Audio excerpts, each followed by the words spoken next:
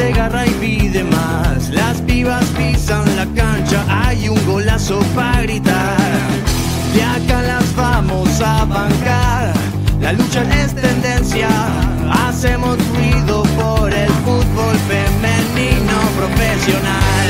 Femegol llegó para quedarse. Femegol, la hinchada está que arde.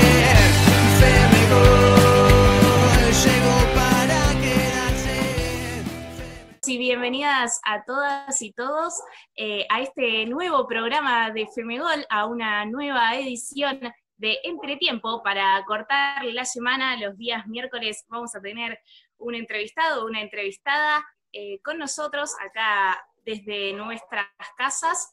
El equipo de Femegol está produciendo todas las entrevistas de Entretiempo. Antes de arrancar el programa, recordarles que nos sigan en nuestras redes sociales, Twitter e Instagram, @femegolok, que visiten nuestra página web www.femegolok.com y que se suscriban a nuestro canal de YouTube, Femegolok también, y si activan la campanita les van a llegar todos nuestros programas ahí cuando estén subidos, los sábados, los domingos y los miércoles. En esto nos estamos reinventando con el equipo de Femegol, así que estamos haciendo algunas ediciones pequeñas de programas desde nuestras casas. Para no seguir alargando esta presentación, voy a presentar a nuestra invitada del día de hoy, que es la primera directora técnica de fútbol de nuestro país, recibida en el año 1998. Fue fundadora de la primera escuela de fútbol femenino en el Club de Estudiantes de La Plata. Se recibió en la escuela Adolfo Pedernera y fue la primera entrenadora del país en dirigir un torneo oficial de AFA. Es profesora de educación física, docente e investigadora del deporte en la Universidad Nacional de La Plata. Sí que tiene carrera acá para presentarla. Fue organizadora también del primer Congreso de Directoras Técnicas Argentinas en 2019. La presentamos ahora sí, después de la extensa carrera que tiene nuestra invitada de hoy, Lorena Verdula. Buenas tardes, Lore. Bueno, muy buenas tardes a Femegol y a Carla y a Alejandro en particular. Quería aclarar a título de rigor que, por suerte, me recibí en el año 1998, pero con una compañera en La Pampa, que es María Acevedo, también histórica. Lo que pasa que a veces parece que Dios atiende en Capital y en Buenos Aires. Así que bueno, sumamos a la compañera de La Plata. De La Pampa, Sí, perdón. sí. Recordamos también que ella compartió dupla técnica con vos también, en algún equipo. No. Yo me entero con el tiempo que con este congreso que hicimos el año pasado, donde la previa fue que, bueno, ATFA nos invita a sumarnos a una comisión o ver qué íbamos a hacer nosotras las mujeres directoras técnicas, y ahí me encuentro con que tenía otra colega recibida en La Pampa, y a partir de ahí nos dimos cuenta que éramos 92 directoras técnicas recibidas en ATFA, y ahora estamos un poco más llegando a 100, más todas las otras escuelas. Así que bueno, en realidad éramos islas que cuando nos dimos cuenta formamos el continente de directoras técnicas y comenzamos a pensar qué vamos a hacer nosotras en este aporte para que este patriarcado tan androcéntrico que se instala en las instituciones como ATFA, AFA, Conmebol y FIFA, bueno, empiece a visibilizarnos. Bueno, y en este sentido, ya que hiciste una breve introducción a lo que es tu trabajo como directora técnica, ¿qué es lo que crees que falta para que las entrenadoras tengan más lugar en nuestro fútbol? Lo que falta es conciencia. ¿Conciencia en qué? En que, bueno, somos hijos, hijas e hijes del patriarcado, y eso ha instalado en un sistema de desigualdades con la otredad. Es decir, el varón va a ser el centro de las cosas y nosotras, como mujeres, como niñeces, como identidades diversas, bueno, en el caso de relación asimétrica, tenemos el patriarcado Perdón, Lore, que te corté, pero que se subió mi gato. Perdón. Yo no tengo problema. Lo importante es reconocer esta asimetría que ha aplicado el patriarcado en estas instituciones que somos hijas e hijos del patriarcado y comenzar a pensar que como mujeres tenemos los mismos derechos y deberíamos tener las mismas oportunidades. Más allá de pensar en la perspectiva de género, sexualidades, los feminismos y transfeminismos que nos vienen a dar estas herramientas, también, bueno, pensar en la capacidad de todes, por eso no quiero ser excluyente, que no suene como una mala palabra el feminismo, ni los aportes en perspectiva de géneros y sexualidades, sino que pensemos que abonan a este igualitarismo de que los varones no van a perder su trabajo si lo hacen bien, como también como las mujeres. Pero lo que hay que visibilizar es que si a nosotras no nos dan una oportunidad en las direcciones técnicas, en tanto clubes o en tanto selección nacional, es muy difícil poder instalar que nosotras sabemos hacer las cosas bien, porque están hablando en esta relación de poder de que per se, como somos mujeres, no sabemos de fútbol. A partir de ahí, los aportes son a través de las instituciones, casualmente. En ATFA, poder continuar, ya estamos pensando colectivamente el segundo congreso, a pesar de lo patriarcal que puede ser una institución.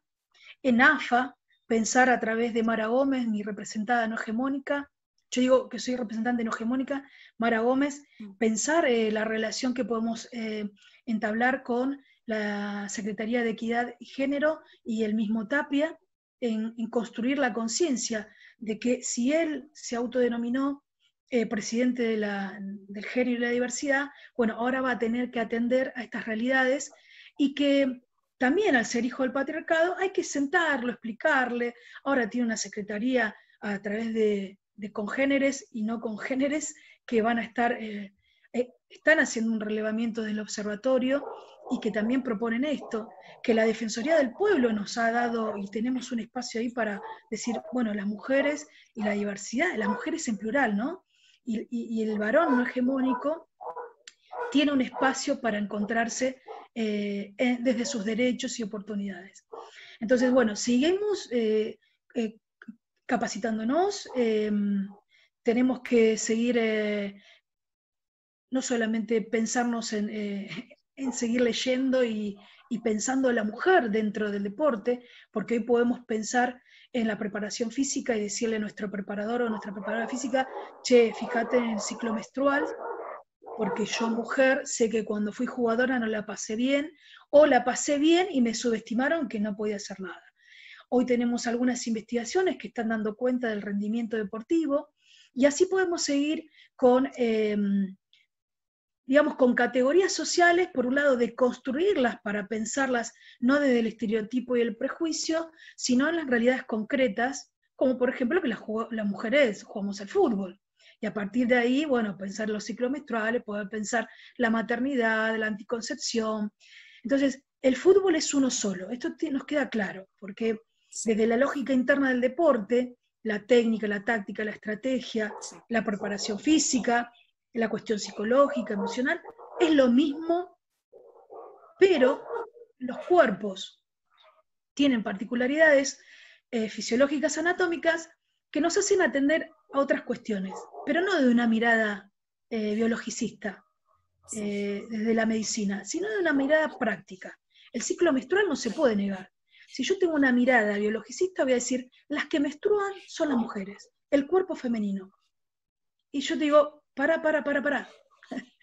Pensá en Mara Gómez, que va a ser una mujer trans, que no va a menstruar, pero sí se va a hormonizar. Pará. Pensemos en Marcos Rojo, una masculinidad trans, que va a jugar al fútbol, y que va a tener la capacidad no solamente de gestar y paternar, sino de darle la teta a su hijo.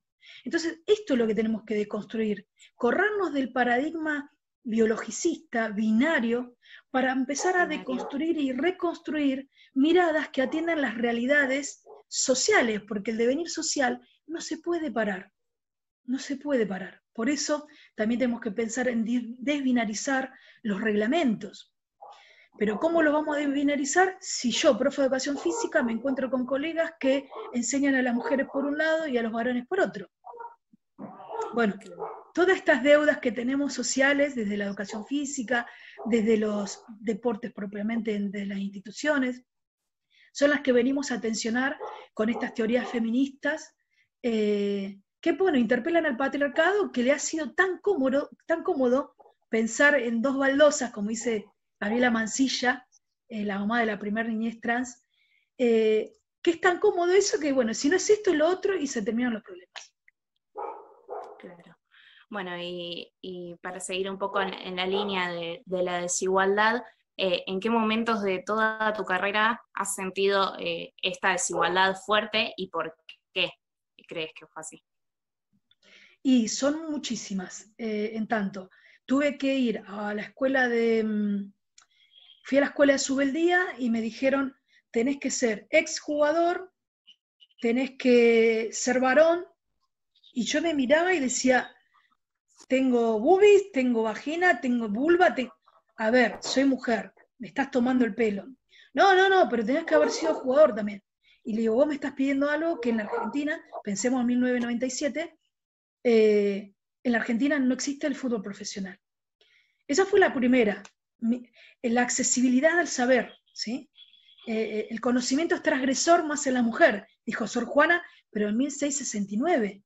Y todavía siguen pensando, el patriarcado nos sigue pensando así. Por eso digo importante instalar la palabra del patriarcado y qué es lo que es, qué es lo que implica esta desigualdad y cómo la venimos sufriendo. Así que esta pregunta te la agradezco. Después, acercarme el profe Córdoba en su locura, el director de deportes Horacio Espinosa en su momento, dale, vamos a poner fútbol femenino, porque yo lo veo en otros países, me dice el profe Córdoba, quiero que sea la cara del fútbol femenino. Cuando entro, no tenía ni para nada. Yo tenía mi poquito material como profe de educación física, el director de deportes Horacio Espinosa en ese momento me trae unos tachos verdes con unas cartulinas fluo y un contact, y dice, te conseguí esto, y el negro Córdoba me dice, te puedo prestar las pelotas, y yo mi Gordini modelo 62, me iba hasta el country, buscaba las pelotas, entrenaba, terminaba el entrenamiento y lo volvía a llevar. Bueno, esas eran las desigualdades, que yo era consciente, pero necesitamos poner el fútbol dentro de la institución para pensar a la mujer dentro del fútbol. Y después ya no veían mujeres, veían futbolistas, ¿sí? Porque el prejuicio siempre fue el mismo, pegarnos a la homosexualidad como si ser lesbiana fuera un pecado, pegarnos a la incapacidad motriz de habilidades y las capacidades condicionales como la fuerza, como que no podíamos hacer la misma cantidad de repeticiones, dosificaciones, y patear un penal también como lo va a hacer un varón. Y así esas discriminaciones. Después nos encontramos con que las instituciones hay que ir a pedir permiso para estar en ATFA, para estar en la Conmebol, te van a poner si tenés un padrinaje, y ni hablar la selección nacional. Yo no digo que voy a ser la única aspirante. Es más, ahora estoy gestionando para que se interpele. ¿Por qué? Si hay un varón que hace un montón de tiempo, porque está mal hablar de otros técnicos, pero hagamos el recorte y lo miro como profe y como ciudadana. Un varón que hace casi 20 años está en la dirección técnica del fútbol femenino, no se le interpeló la capacidad, porque las mismas instituciones nos dicen a nosotras que somos incapaces cuando no nos vieron dirigir. Y al mismo tiempo tenés a Roxana Vallejos, directora de Rosario Central, donde tiene un cuerpo técnico con 9 integrantes. ¿Sí? Desde ayudante de campo, preparación física, nutricionista, psicólogo, fisiólogo, un delegado, una delegada, ¿sí? Bueno, tenemos a Silvana Villalobos, que es nuestra representante no solamente en fútbol femenino, sino masculino, en Mendoza, que sacó el ascenso a Boca de Bermejo. Tenemos a otra Roxana Gómez, la zurda ex selección, que está en la Conmebol y capacitando en Paraguay, ya la tenemos trascendiendo fronteras, y todas las jugadoras que se han ido de nuestro país por no encontrar el nivel del fútbol profesional que estamos en una semiprofesionalización, y ya desde perogrullo decir por qué. Y una contención también. Entonces, o nos queda seguir, como me pasa a mí, estando en la facultad y en una universidad pública, tengo la posibilidad de formar, y tengo el orgullo de tener ya profas de educación física y profesores en educación física y profas exjugadoras que están en los clubes, que están formando. Entonces, esa es la pata también que hay que empezar a construir. Si no instalamos como contenido dentro de la educación física y de las escuelas un saber social, que es capital cultural en términos de Bourdieu, ¿no? No lo podemos pensar y no lo podemos llevar a cabo, y es muy difícil que la sociedad comprenda que la motricidad no tiene sexo ni género, que el deporte no tiene ni sexo ni género, y a partir de ahí, bueno, estas son las discriminaciones que uno va padeciendo, y esto de lo personal es político tiene que ver con esto. Cuando vos te das cuenta que tu deseo personal, tu capacidad se ve vulnerada en relación al poder de los varones hegemónicos, ya pensás que no sos la única, que hay un colectivo que, por eso decía, esto de las islas que nos unimos y formamos el continente, de lo individual a lo colectivo, y no queda otra, porque la política no partidaria, la política social que nos vincula en comunidad, nos tiene que hacer reflexionar como ciudadanos en este orden de tenernos en cuenta, ¿sí? Que los derechos no tienen que ser exclusividad, en la accesibilidad de las oportunidades no tienen que ser exclusividad de lo que le viene bien al patriarcado como relación de poder. A lo largo de los años y de tu recorrido dentro del fútbol femenino, desde aquella vez que comenzaste en Estudiantes de La Plata, y en la actualidad, ¿qué diferencias fundamentales notás en el avance que hubo? Si crees que hubo un avance y cuáles son estas diferencias principales. Indudablemente hay un avance. El tema es que esto es como la justicia. Los tiempos de las instituciones no son los personales. Pensá, perdón que sea autorreferencial, pero en estos 23 años de directora técnica, a mí me fue la vida, como a tantas compañeras, Bettina Estañares, que la tenemos acá nomás, fue jugadora fundadora ahí en el 97 cuando entramos a la escuela, y después jugadora ahí del primer año que entramos en AFA. ¿Cómo nos pensamos en función de poder de construir esta realidad, ¿no? Quizás tiene que ver con esto, de seguir promoviendo situaciones que nos incluyan. Sí, de esperar que lo que no fue para nosotras... Que el avance concreto, podemos pensarlo. Decía Bettina Estañares, pasó de ser jugadora a ser directora técnica, a ser manager y coordinadora técnica. En lo personal, el deseo trunco de ser jugadora en clubes oficiales, a ser directora técnica, delegada, dirigenta, profesora en la universidad, formadora de formadores, investigadoras en el tema para poder deconstruir esta realidad y que no vengan a hablar otras disciplinas por nosotras, ¿no?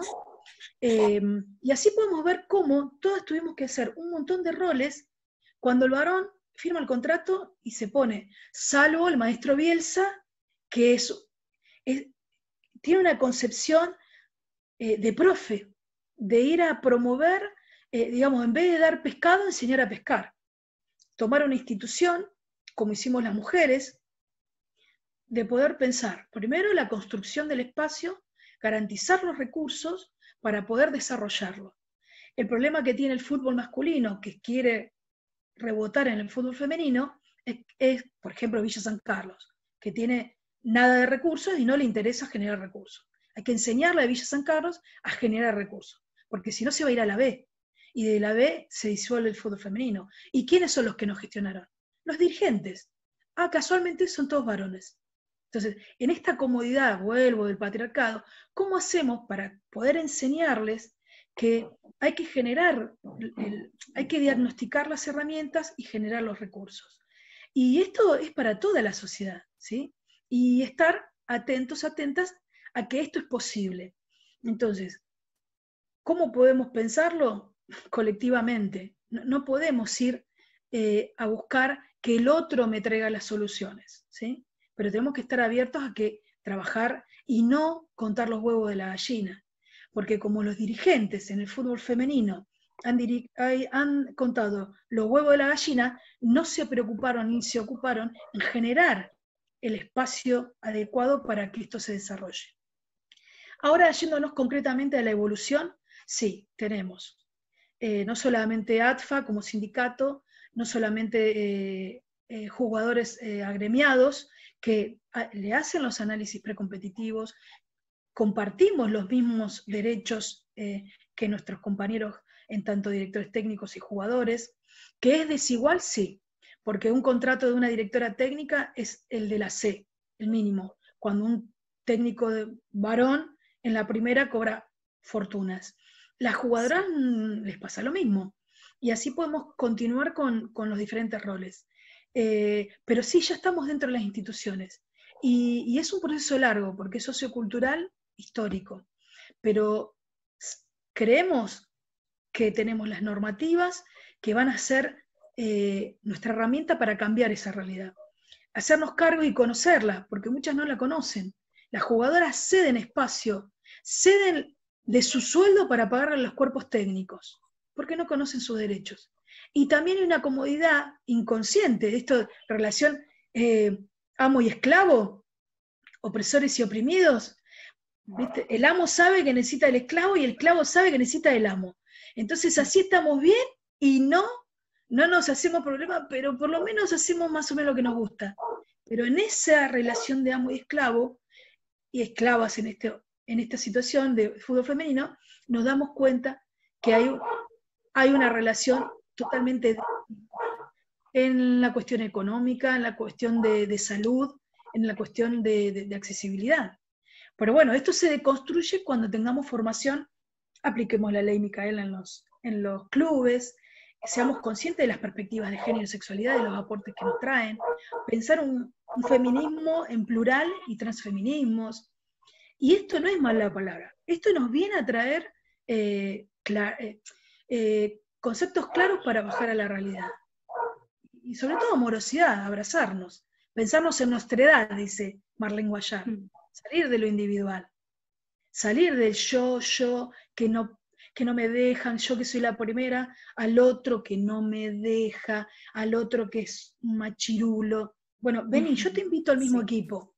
Si estamos pateando, vos querés fútbol femenino, yo quiero fútbol femenino. Si estamos todos pateando para el mismo arco, acá la nostredad nos convida, nos obliga a pensarnos en las responsabilidades de ambas partes. Un poco hablaste recién de qué hay que hacer para que nuestro fútbol avance, para que el fútbol femenino logre las medidas específicas, ¿crees vos o qué medidas específicas implementaría Lorena Verdula de ser necesarias para que el fútbol femenino avance y crezca y llegue a ese punto que tanto deseas?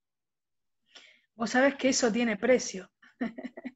Lo que me estás preguntando son años de análisis, de sentar poto en silla, dicen los mendocinos y chilenos.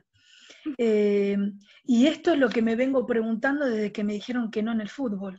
Eso me permitió abrir la puerta a la educación, me permitió, si yo me quedaba en Club Estudiante de La Plata, porque me iban a poner un empleado que iba del club, que iba a cobrar más que yo, como directora técnica, no me entraba en la cabeza. Eso hace que me ponga a pensar estrategias.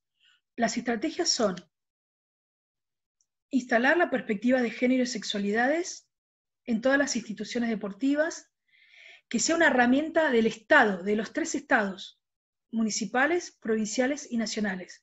Hoy tenemos un espacio físico y político de pensar esta posibilidad y los aportes del feminismo y del transfeminismo, para pensar no solamente femenidades no hegemónicas, sino masculinidades no hegemónicas. Por otro lado, la primer puerta que tenemos es la educación. Y yo no estoy de acuerdo con mi querido Bielsa que los medios de comunicación son los que están educando ahora. Yo estoy dentro del sistema educativo y creo que seguimos teniendo la herramienta y el recurso para enseñar en estas perspectivas de géneros, sexualidades, en la diversidad, en la interseccionalidad, ¿sí?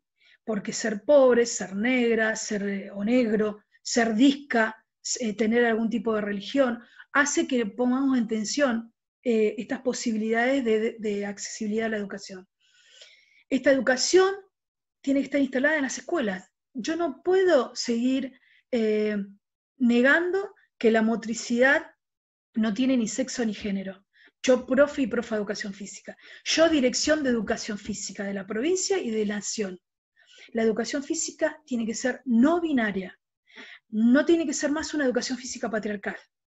Porque si no analizamos qué es patriarcal por la heteronormatividad, por la heterosexualidad, presunción de heterosexualidad, y todo esto que venimos construyendo en estos movimientos de las mujeres y diversidades, no vamos a poder pensar que la educación física va a ser la primera herramienta de deconstrucción. Cuando una niña me dice quiero hacer fútbol, y yo le digo no porque no lo tuve en la facultad, no porque las niñas no juegan al fútbol, porque como me dijo una inspectora que a través de ella empecé a escribir, a contestarle, y conseguí mi primer congreso, mi primer ponencia en un congreso, que después eso me llevó a que me escuchara el titular de la cátedra y me llame a la cátedra que estoy ahora. Pensá en lo personal es político, cómo tuve que hacer una militancia de la desigualdad que yo sufría, que me llevó a ocupar espacios de apertura. Entonces, si lo instalamos en la escuela primaria, en inicial, una motricidad que todas y todes, no solamente en los rinconcitos que sean diversos, sino en que esa pelota sea compartida, en que esa coordinación desde una gimnasia sea compartida y que no sea binaria, va a ser la primer pata. De hecho, de eso trata mi tesis. El fútbol, y a través del fútbol la motricidad no binaria, para empezar a pensar una educación física feminista, o no patriarcal, por lo menos. Luego, trabajar en los clubes, la ley Micaela, que puedan comprender en los 3 estados, y en particular las instituciones deportivas, las instituciones, por ejemplo, la policía, en seguridad, en seguridad, salud y educación, pensar las identidades trans, las adolescentes que quedan embarazadas, si te atiende un médico provida o una médica provida, pensar en seguridad. Tuve la suerte de que me venga a consultar la nueva coordinadora del área trans, que es jugadora de fútbol también, Elguera. Entonces, estas cuestiones, ¿no?, de lo personal es político y que tiene que ver con una política de igualdad, pero más que de igualdad, de equidad, en oportunidades, en derechos, de concientizar, e invitarles a los varones cis, heteronormativos, hegemónicos, porque nuestros compañeros, calculo a Alejandro y el resto del programa, está en clave de géneros, pero los que tienen el poder cis, heteronormativo, patriarcal, son los que nos están marcando la cancha y nos están invisibilizando, ninguneando, y haciéndonos creer a muchas de las mujeres y varones, cis o no cis, hegemónicos o no, que necesitamos de sus saberes, que necesitamos de su poder económico, que necesitamos de que ellos dirijan y nos digan cómo son las vidas de las deportistas, en concreto en este ámbito deportivo. Entonces, empezar a interpelar por qué esto es una relación de poder y qué es lo que de qué me deja fuera. Y pensar qué privilegios tienen estos varones, con qué comodidades han estado y cómo ellos utilizan el lenguaje incluso para generar sentidos y que nosotras nos tengamos que subordinar a ellos. Esto se ve también en las relaciones socioafectivas, donde mujeres decimos, ¿cómo puede ser que vuelva con ese varón? Y pero si es hija de un discurso patriarcal, donde les hicieron entender que ser mujer es ser sumisa, porque esta frase de lo personal es político, lo dijo Kate Millett, una feminista del 70, cuando dice que ella no, como mujer feminista y lesbiana, no puede ser funcional a un varón, a ese varón que todos conocemos hegemónicamente. Entonces dice, las lesbianas no somos feministas. Entonces, esto es aplicable a todas las esferas de la sociedad, a todas las dimensiones. Tendría que decir, yo no soy mujer si voy a ser esa mujer que es funcional a ese varón patriarcal. Entonces empezamos a pensarnos en mujeres en plural, en mujeres no hegemónicas, en mujeres que somos disruptivas, en mujeres que incomodamos, y las mujeres que somos así, y los varones que son así, son como el clavo que todo el mundo quiere venir a martillar, pero no es todo el mundo. Es el que compra el discurso hegemónico patriarcal. Entonces, como sobresalís, así no tenemos problemas, ni en la institución. ¿Y qué hicieron las instituciones? Ahora tenemos secretarías de géneros, áreas de géneros. Sí. Ojo, que no sea como dice Marta Lamas, un comodín epistemológico, donde nosotras venimos a hacer ese martillazo, bueno, te pongo la secretaría y listo. Yo estoy orgullosa de la Secretaría de Estudiantes, de Gimnasia, que están poniendo y visibilizando a las jugadoras y a todas las, digamos, hinchas y socias en un rol protagónico, en un rol activo. Bueno, esta es la invitación que tenemos que hacernos, ¿no? Lograr que eso vaya más allá de la Secretaría en sí, que es algo que estamos empezando a ver con esos avances de fundar áreas de género, secretarías de género en distintos espacios, y que después quedamos relegadas solamente a esos espacios también.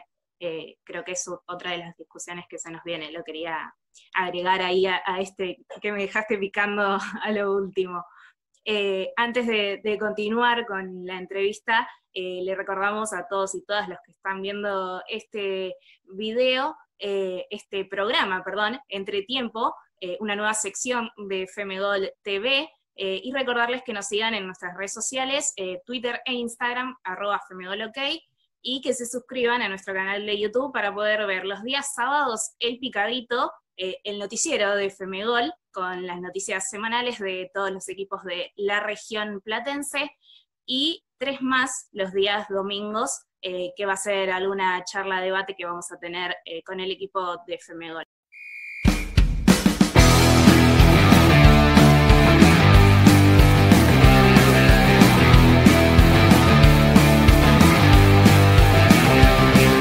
Hay un nuevo espacio en la ciudad que mete garra y pide más.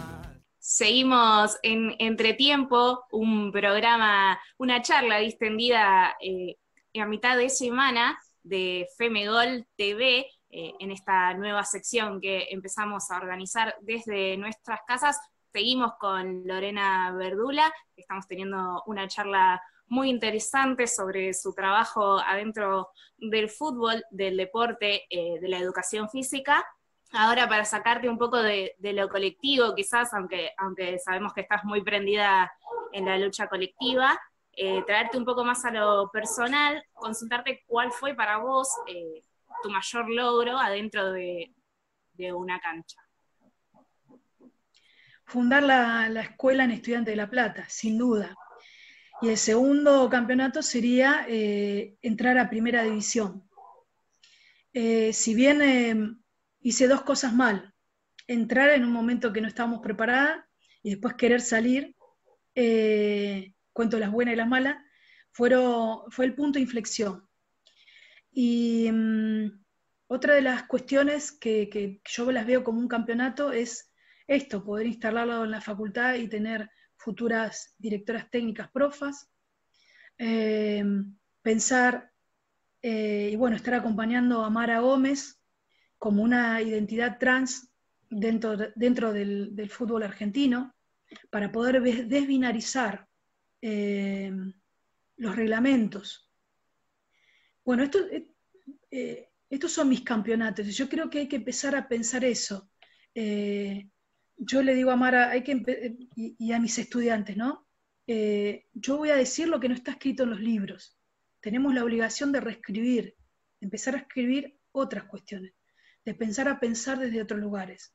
Y haciendo un análisis de lo que es el éxito, de lo que son los campeonatos, de pensar, todos decimos en este eufemismo, se juega como se vive, se vive como se juega el fútbol. El fútbol tiene eso. Yo no me puedo pensar en los campeonatos que no gané y creer que me frustré en el fútbol desde el exitismo. Sí me frustré en muchos lugares, pero yo creo que la frustración es el mecanismo que tenemos de incomodidad para el aprendizaje y seguir modificando lo que históricamente se hizo como folclore y no nos dio resultado. Entonces, pensar la frustración de la mano del éxito, pero un éxito que tiene que ver con pensar que campeonatos lo puede lograr cualquiera. Aparte, sería en términos de Bielsa, es muy deshonesto que yo me flagele porque no gané un campeonato, cuando todos y todas y todos los equipos y los clubes y las jugadoras y directores técnicos pensamos que hay que ganar el campeonato. Entonces va a haber muchos que no lo ganen. ¿Cómo se devalúa el subcampeonato? Cuando llegara a un subcampeonato es recontra meritorio y nuestra Argentina quedó subcampeona y parece que... ¿Por qué no puede existir una estrellita y media estrellita? ¿No? En estas desconstrucciones, mis campeonatos tienen que ver con eso, con que vengan a preguntarme las niñeces de Berisso, una mamá por Messenger, vos que te dedicás a esto, mirá, tengo una adolescente trans, ¿cómo podemos hacer con el DNI? Ese es mi campeonato. A mí el fútbol me puso en esa atención, en esa visibilidad, pero porque hice lectura de las realidades, que las jugadoras sean conscientes que sus derechos son vulnerados y que no tienen que comprar, porque yo soy de mi club, todo para mi club, muero por mi club. Y el varón tampoco, porque hay varones que son vitalicios y ni siquiera se los tiene en cuenta. Las mujeres vitalicias fueron invisibilizadas históricamente en los clubes. Tuvimos que aparecer nosotras, como jóvenes, bueno, déjame decirlo, como jóvenes, y ponerme en ese colectivo, para poder interpelar esto de por qué no se visibiliza. Yo me acuerdo de Martita histórica, que en su momento ellas se dedicaban a hacer el Día del Niño, vamos a empezar a hablar de las niñeces, reconocer el Día de la Mujer con las rosas, reconocer el Día de la Madre, del Padre. Y ahora Martita se está pensando desde otro lugar. Bueno, no sé si todavía vive, perdón. Pero yo tengo recuerdo de esas mujeres activas de estudiante. Y también tengo las otras que, bueno, en su rol no se interpelaban, pero bueno, pensarnos desde ahí. El campeonato, tenemos que hacer lectura de nuestros propios campeonatos como mujeres dentro de una hegemonía masculina patriarcal. A partir de ahí nos damos cuenta que hemos logrado infinidades de cosas. Yo recuerdo que para mí un campeonato es haber utilizado el área en la cancha auxiliar y que un día el ruso Ferrín, después de tomar muchos mates y tratar de hacerle comprender que teníamos el mismo derecho, llegó un día y estaban los de la sub-20 con la sub-20 de Colombia, haciendo un partido amistoso en nuestro horario y en nuestro lugar de trabajo. Y el ruso, yo digo, ¿qué pasó acá? Que nadie me avisó, no puede ser, siempre nos hacen lo mismo. No, dice, quédate tranquila, profa, que no me decía profa en ese momento. Dice, quédate tranquila, Verdula, que yo ahora lo arreglo. ¿Sabes qué hizo? Le abrió las canillas y le inundó la cancha. Y veo que viene todo así, el ruso con su característica de siempre con cara enojado, y me dice, si no juegan ustedes acá, no juega nadie. ¿Y sabes qué hizo el loco del ruso? Nos abrió la cancha principal. ¿Sabe lo que eran mis jugadoras? Tirándose como perritos en el pastito, porque nunca habíamos estado en una cancha con pasto. El ruso empezó a surfear la ola de nosotras, del feminismo. El ruso se dio cuenta que había una desigualdad. Pero eso llevó mucho tiempo, ya te digo, muchas horas de charlas con él. Y las dirigentes, ¿sabés qué sucedió en ese momento? Bajó un dirigente de la comisión a quererse encontrar conmigo y querer retarme como si fuera una niñita de primaria, o su hija. Y yo le dije, con usted no hablo porque estoy en hora de trabajo. Si usted quiere, cíteme una audiencia, porque es el mismo mecanismo que utilizaban ellos y no tenían horas esperando para poder ser atendidas. Entonces, bueno, esas irreverencias, esas rebeldías que cometemos, no son de histérica, caprichosa, yegua, montonera. Es porque vivimos una desigualdad que la violencia genera violencia. Yo me fui poniendo grande, estoy en mi versión 4.7, y no quiero ir más con los tapones de punta.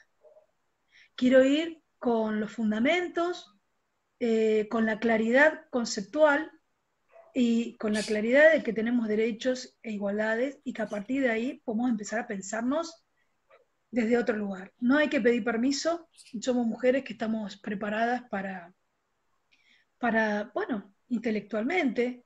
Lo que pasa es que también tenemos varones que escriben sobre la biología, sobre la neurociencia, y dicen que las mujeres tenemos cerebros diferentes a los varones. Entonces ya ahí vemos cómo el patriarcado se instala. No creo que ninguna mujer vaya a buscar diferencias en contra de las propias mujeres. Bueno, estos inventos académicos también hay que interpelarlos, ¿no? Y bueno, en estas conquistas tenemos que empezar a pensarnos. Bien, y noto que a lo largo de nuestra charla, acá en Entretiempo, has nombrado varias veces a Marcelo Bielsa. Justamente una de las preguntas que teníamos pensadas era, en ese sentido, si tenías alguna referencia, algún referenta en la dirección técnica, en algún entrenador, alguna entrenadora. Mirá, lamentablemente en ninguno de los deportes que practiqué, solo en uno tuve una referente mujer, y en el fútbol en particular tengo muchísima afinidad con Marcelo Bielsa. Yo soy consciente que los ídolos, les ídoles, tienen pies de barro, pero no puedo dejar de expresar mi admiración a Marcelo Bielsa, que eso al mismo tiempo me hace muy responsable, me hace tratar de conocerlo, ¿no? Tratar de analizarlo por qué me gusta, ¿no? Porque es una empatía nomás. Y encuentro la afinidad porque él es un profe de educación física. Y en esa lectura de educador, ¿sí?, ha promovido, vos pensás cómo él se instala en los clubes, lo mismo que tuvimos que hacer nosotras, hacer de directora técnica, de dirigente. No va a buscar un club que ya esté cerrado, que ya está organizado hasta económicamente. Quizás el tiempo lo va a hacer buscar otras cosas, pero él no da pescado, sino que enseña a pescar, que es lo que tuve que hacer yo. Y por suerte siguieron con la posta en Estudiantes, siguieron con la posta en la Universidad Nacional de La Plata, porque conformé el primer seleccionado de la UNLP, y siguen las compañeras y estudiantes pudiéndolo hacer. Bueno, la escuela municipal, en esto, ¿no? Y hay algo que nosotros creo, yo no sé si nunca lo pude hablar con Bielsa, yo sí tuve la suerte de conocerlo, gracias al profe Córdoba, que me lo presentó en el año 1994, cuando nadie sabía quién era, y que creíamos con el profe Córdoba que iba a ser director técnico de la selección. Cuando yo lo conozco, me doy cuenta que era un tipo muy pensante y que no era del folclore del fútbol, ¿sí? Y eso me hizo prestarle atención. Y creo que pensamos en lo que dijo Dante Panzeri, vos como comunicadora social lo conocerás, y el resto de los más viejos oyentes. Dante Panzeri fue el primero que visibilizó al fútbol y le sacó la careta de que el fútbol también es negocio. Y en eso pensó también por qué la dinámica de lo impensado. Y hay otro que habla del paradigma de lo contradictorio. Eso me llevó a escribir algo sobre él cuando salió campeón del Leeds. Espero que alguien me lo publique. Y tiene que ver con esto, ¿no? Que él no va a la consecuencia. Todos podemos ver la consecuencia. Todos podemos decir, sí, el fútbol femenino es semiprofesional, no la dirigen las mujeres, todo esto que estuvimos hablando. Pero ¿dónde está el asunto? ¿Dónde está la causa? Está con esto, con lo que vino universalmente, históricamente instalado, que es el patriarcado, es decir, la causa. Cuando podemos analizar la causa y diagnosticarla, podemos desandar el camino para promover una metodología y un método acorde a lo situado y a lo territorial. Entonces, en eso yo admiro a Bielsa, y por eso digo, me hago responsable, porque yo no puedo decir que soy admiradora de Bielsa, teniendo una capacidad intelectual y afectiva, y pensar que la frustración me hace mal, pero al mismo tiempo sé que es un camino, que el éxito es vender humo, pero sí puede ser un saber compartido. Bueno, interpelar, deconstruirnos.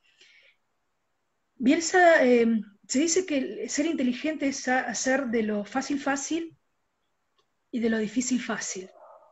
Cuando observamos los procesos de Bielsa, que son largos, pero con el norte claro y sin ceder los valores y las convicciones, nos damos cuenta que es proporcional la satisfacción, no solamente de él y de su equipo, sino del entorno, de la comunidad que rodea a ese club. Y ese club es parte de una ciudad, y esa ciudad es parte de una provincia, un departamento y de un país, y cambia la identidad, como lo hizo con Chile. Fíjate que en nuestra idiosincrasia, nadie es profeta en su tierra. Esperemos que esto cambie también, y podernos hacernos cargo de que se pueden hacer cosas mucho más de las personas, empezar a acompañar ideas. Esto nos vale como política militante, como política partidaria, como política institucional de un club, como políticas de mujeres, de varones, hegemónicos, no hegemónicos. Este concepto político, de lo personal es político. Y bueno, creo que mi admiración viene por eso.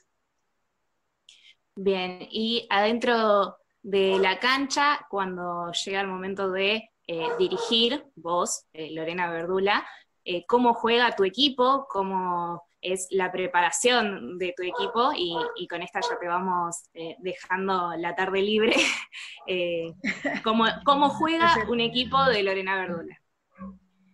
Te voy a ser honesta, porque no puedo ser contradictoria a todo el desarrollo discursivo y fundamentado que te vengo haciendo. Lorena Verdula juega como puede, con lo que tiene, y con una proyección de deseo de mejorar lo que tiene. Te pongo un ejemplo. Cuando jugamos en primera división con Estudiante, y lo seguí haciendo con todos los equipos que tuve, yo tenía el sistema de juego, es el que le damos a ustedes, a los medios de comunicación. El sistema táctico es lo que nosotros tenemos en los recursos humanos, de jugadores y jugadoras. Y en ese diálogo me di cuenta que lo que tenía que hacer era pensar en esos recursos que tenía como jugadora. Acá tenemos en los coros de la Barra Brava. Acá también. Un segundito. Queda desprolijo, pero peor iban a ser los ladridos invasivos. Pensar que tuve que jugar un 5-3-2, una en ese caso, la arquera. No nos olvidemos las arqueras, ¿sí? Y en esto empezar a deconstruir situaciones de que lo ideal es la selección, después jugamos con lo que tenemos. Y vos pensás que yo tenía mujeres que su edad futbolística no era la edad cronológica. Y a partir de ahí empecé a construir. Hoy por hoy tenemos escuelas, por ejemplo en Berisso, hay una liga que juega mixta, que me gustaría que empiece a ser no binaria, no mixta, para pensar las niñeces, ¿no? En tanto trans, en tanto no binarias. Y Y tenemos realidades que ya nos interpelan esa práctica de la motricidad de las pequeñas, que van a empezar, no van a tener que sacarle la cabeza a la muñeca para ponerle a jugarse el fútbol, como me decía mi jugadora histórica, Andrea Giraldes, en ese estudiante del 98. Entonces, sí poder facilitarles la accesibilidad, por eso digo desde la educación física, desde el deporte no binario y el fútbol en particular, un equipo que juegue con capacidad, a mí me gusta, que triangulen, que encuentren el callejón o el espacio entre dos defensores, que la transición sea en lo posible de pelota parada, salir de medio campo hacia arriba, un equipo alargado, donde se pueda pasar en ese movimiento en bloque, se pueda pasar al ataque no ya con dos delanteras propiamente dichas, sino con esas volantes laterales que van a estar sumando al ataque o recuperando pelotas para seguir atacando. Lo ideal para mí es un equipo alargado, un equipo que si bien puede tener la pelota, más que tenerla, sea pasar de zona en zona, que sea una transición limpia, no solamente potente y con cambios de perfiles, sino en profundidad, que me pueda dar la posibilidad de la dinámica de lo impensado. Que si sabemos que sabemos que se sale por las laterales y se sigue con el mediocampo, y alguien va a tener que ser desequilibrante. Esa jugadora, ese jugador tiene que tener la capacidad de ser alguien que desequilibre y darle la posibilidad creativa. Pero si nos casamos con un sistema y no permitimos la diversidad mirá que la diversidad en todos lados, ¿no? Si no la permitimos en un sistema táctico, pero no la enseñamos, y estamos lejos de poder mejorar este fútbol, no solo en lo femenino, en lo masculino. Ya estamos como aburridos, ya sabemos lo que juega. Que no es lo mismo pensar el Calcio o el Inglés o el mismo Barcelona, que vemos que va y viene la pelota, pero siempre hay alguien desequilibrante que no solamente va a ser Messi en Barcelona o cualquier otro jugador o jugadora, la misma selección de Estados Unidos. Yo tuve la suerte de estar en el Mundial y verlas en directo, aparte que se me caían las lágrimas porque no podía comprender qué hacía yo ahí y que eso que había en hipótesis en mi cabeza se estaba haciendo realidad. Jugadoras que totalmente desequilibrantes, líneas de juegos totalmente compactas y la capacidad de física. Bueno, tenemos tanto para hablar con el fútbol femenino del Mundial, pero es otro capítulo. Así que nada, me gusta jugar a lo ideal, apostar a lo ideal, pero tener las patas en la realidad, ¿no? Bueno, finalmente terminaste ahí dándonos algún indicio de cómo jugaría un equipo de Lorena Verdula. Bueno, ahora sí, ya hemos pasado por todos los ámbitos que podíamos, hemos tenido una larga charla más que interesante para esta primera edición de Entretiempo de Femegol. Así que te vamos a agradecer por haberte prendido a ser la primera entrevistada de esta nueva sección y nada, agradecerte por tu tiempo. Después vamos a estar subiendo esta primera parte.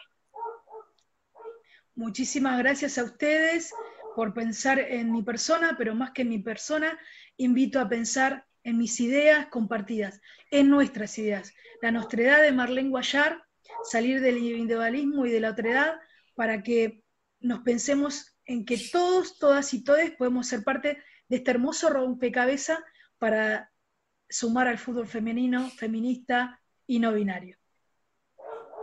Bueno, gracias Lorena. Le recordamos a todos y todas que se suscriban a nuestro canal de YouTube Femegol OK y que activen la campanita para seguir los programas. Nos vamos a estar viendo en el siguiente, que va a ser el día sábado, El Picadito. También tenemos la nueva sección 3 más los domingos. Que nos sigan en nuestras redes sociales, Twitter e Instagram como @femegolok nos van a encontrar. Esta fue la primera edición de Entretiempo con Lorena Verdula.